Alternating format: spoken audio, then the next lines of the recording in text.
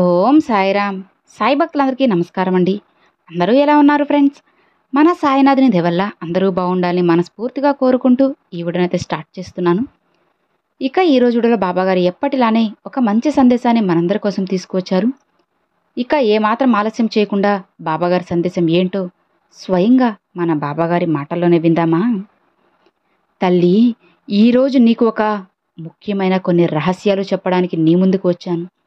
వదులుకోవద్దమ్మా. ఇప్పుడున్న ఈ రోజుల్లో నీ చుట్టూ ఉన్న వాళ్ళందరితో నువ్వు ఒంటరిగా ఉండడమే మంచిది. ఎందుకంటే తల్లి, నువ్వు ఎవరితో ఏం మాట్లాడినా సరే ఏదో ఒక తప్పుని వాళ్ళు వెతుకుతూనే ఉంటారు. నువ్వు మంచిగా మాట్లాడినా సరే ఎదుటి వారికి అది చెడుగానే అర్థమవుతుంది. వాళ్ళను బాధ పెట్టేదిగానే అనిపిస్తుంది. కాబట్టి పొరపాటున కూడా ఎవ్వరితో నువ్వు మాట్లాడకమ్మా.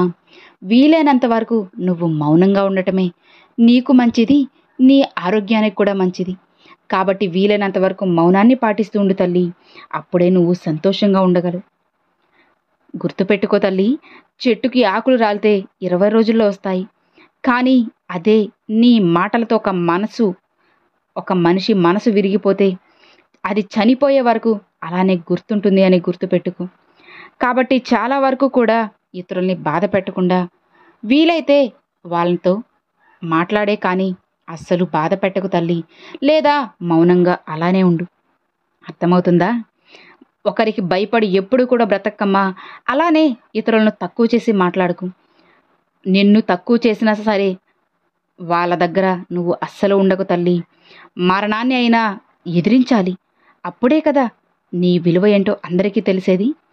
గుర్తుపెట్టుకో, నీకు విలువ లేని చోట మాత్రం నువ్వు అస్సలు పొరపాటున కూడా ఒక్క క్షణం కూడా నిలబడొద్దమ్మా. అలా ఉన్నావు అంటే నీకున్న మర్యాద అనేది ఇంకా ఇంకా దిగజారిపోతుంది. అర్థమవుతుంది కదా తల్లి? గుర్తుపెట్టుకోమ్మా, నువ్వు నేర్చుకున్న చదువు నీకు పాఠం నేర్పి పరీక్ష పెడుతుంది.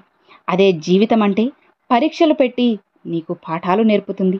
నిజమే కదా? ఇప్పటికే నువ్వు ఎన్నో పాఠాలు, గుణపాఠాలు కూడా నేర్చుకుని ఉన్నావు. నిజమేనా? అందులో నీకు కొన్నిసార్లు కష్టాలు రావడం మంచిదేనేమో. నువ్వు ఇతరులు ఎలాంటి వాళ్ళో తెలుసుకున్నావు కదా. జాగ్రత్తగా ఉండు. ఇకనైనా కాస్త ఆచితూచి అడుగువేయమ్మా. ఎవ్వరూ కూడా ఈ లోకంలో ఊరికే కఠినంగా మారిపోరు తల్లి. కొన్ని పరిచయాలు, కొన్ని బంధాలు, కొన్ని సంఘటనలు, కొన్ని మాటలు, బాధలు వాళ్ళని అలా మారేలా చేస్తాయి. అది వాళ్ళ తప్పు కాదు, ఇతరుల తప్పు. వాళ్ళని అలా మార్చిన వాళ్ళ తప్పు. కాబట్టి ఎవరైనా మారిపోయారు అంటే అది ఊరికే కాదు అని గుర్తుపెట్టుకో. దాని వెనక ఏదో ఒక కారణం అనేది ఖచ్చితంగా ఉంటుంది. ఆగి ఆలోచించాలే కానీ అపార్థం చేసుకోకూడదు తల్లి. ఎప్పుడు కూడా నువ్వు పడిపోయిన దగ్గరే నీకు తగిలిన గాయం గురించి కాదు, దాని నుంచి నువ్వు ఎలా కోలుకోవాలో ఆలోచించు. పడిపోవడం గురించి కాదమ్మా, అక్కడ నుంచి ఎలా లేచి నిలబడాలో ఆలోచించు. అప్పుడే కదా విజయం నీ సొంతమవుతుంది. అలా కాకుండా పడిపోయిన దగ్గరే ఏడుస్తూ కూర్చొని గాయం గురించి ఆలోచిస్తూ కూర్చుంటే ముందుకు ఎలా వెళ్ళగలవు? విజయాన్ని ఎలా సాధించగలవు? లక్ష్యాన్ని ఎలా చేరుకోగలవు? నిన్ను అవమానించిన వాళ్ళ మాటలు నువ్వు నిజం చేస్తావా చెప్పు? నిన్ను ఎవరైతే అవమానించారో వాళ్ళందరూ తల దించుకునేలా ఉండాలి అంటే నువ్వు తల ఎత్తుకొని ముందుకు నడవాలి. అప్పుడే నీకు కూడా ఒక విలువ ఉంటుంది తల్లి. గుర్తుపెట్టుకోమ్మా, బాధలో కూడా నవ్వడం తెలుస్తుంది అంటే ఈ లోకంలో బ్రతకడం పెద్ద కష్టమేమీ కాదు. కాబట్టి చిన్న చిన్న బాధ రాగానే కృంగిపోతూ అక్కడే ఆగిపోవద్దు. లే లేచి నిలబడు, లేచి పరిగెట్టు. ఖచ్చితంగా విజయం అనేది నీ సొంతమవుతుంది బిడ్డ. ఎప్పుడూ కూడా నాకు అది రాలేదు, ఇది రాలేదు అని బాధపడుతూ కృంగిపోకు. దేన్నైనా సరే ధైర్యంగా ఎదిరించి నిలబడు. నీ బాబా ఎప్పుడూ నీకు అండగా తోడుగా ఉంటారమ్మా. ఒక్కటి చెప్పనా తల్లి, సీతమ్మ రాముడిని కోరలేదు. ఆ విధే వాళ్ళిద్దరిని కలిపింది. రాముడు తన్ని అడవిలోకి రమ్మని బ్రతిమాలనూ లేదు. సీతమ్మే రాముడి వెంట కదిలింది. కోరితేనో బతిమాలితేనో మనతో ఉండేవారు బహుశా ఎప్పటికీ కూడా మన వాళ్ళు కాదు అని నువ్వు గుర్తుపెట్టుకో తల్లి. ఆ విధి ఖచ్చితంగా నీకైన వాళ్ళని తప్పకుండా దగ్గర చేస్తుంది. కాబట్టి దూరమైన వాళ్ళ గురించి ఆలోచిస్తూ జీవితాన్ని అక్కడితో ఆపేయకు. జీవితం అంటే ఎంతో ఉందమ్మా. ముందు ముందు ఉన్న నీ భవిష్యత్తు కోసం ఆలోచించు. గతం గురించే తలుచుకొని ఎందుకు చెప్పు బాధపడతావు? జరిగిపోయింది ఎలాగో మార్చగలమా? లేదు కదా. ఇక జరగాల్సింది చూడు. జరగబోయేది ఏంటో ఆలోచించు.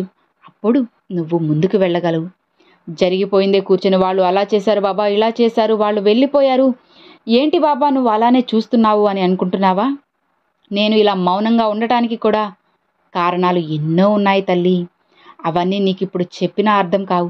సమయం రాగానే నీకు అన్నీ అర్థమవుతాయి తల్లి. గుర్తుపెట్టుకోమ్మా, ఇప్పుడు నువ్వు బ్రతకడానికి పెద్దగా నీకు ఖర్చు కూడా అవసరం లేదు. ఇప్పుడున్నదే నీకు సరిపోతుంది.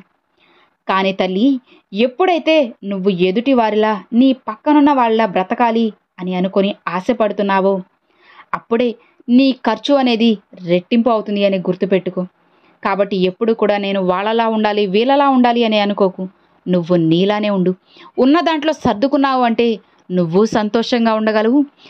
అలానే నీ కుటుంబాన్ని సంతోషంగా ఉంచగలవు. అందరితో కూడా నువ్వు హాయిగా ఉండగలవు.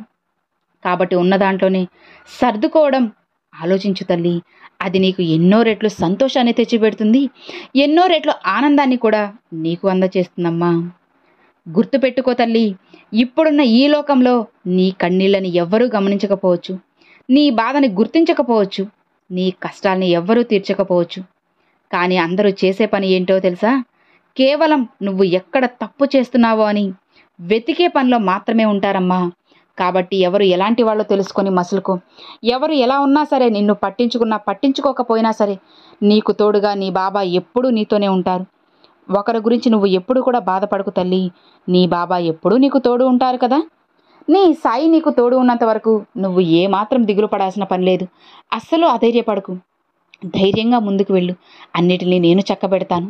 అర్థమైంది కదా. ఇక హాయిగా ప్రశాంతంగా ఉండు తల్లి. నీ బాబా నీకు తోడు ఉండగా నువ్వు దేనికి భయపడ్డం చెప్పు? ధైర్యంగా ఉండు అని బాబాగారితో చెప్తున్నారండి.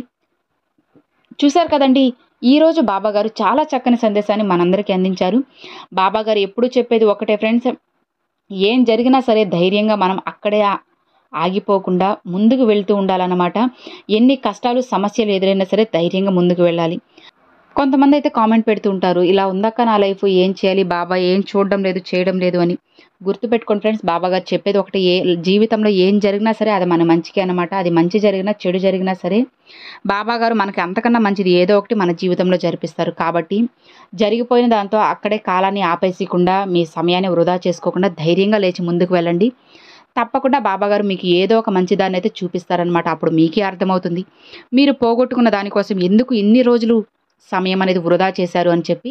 ధైర్యంగా ముందుకు వెళ్ళి బాబాగారు ఎప్పుడూ తోడుగా ఉంటారన్నమాట. ఇక మరి చూశారు కదండి, అది ఈ వీడియో.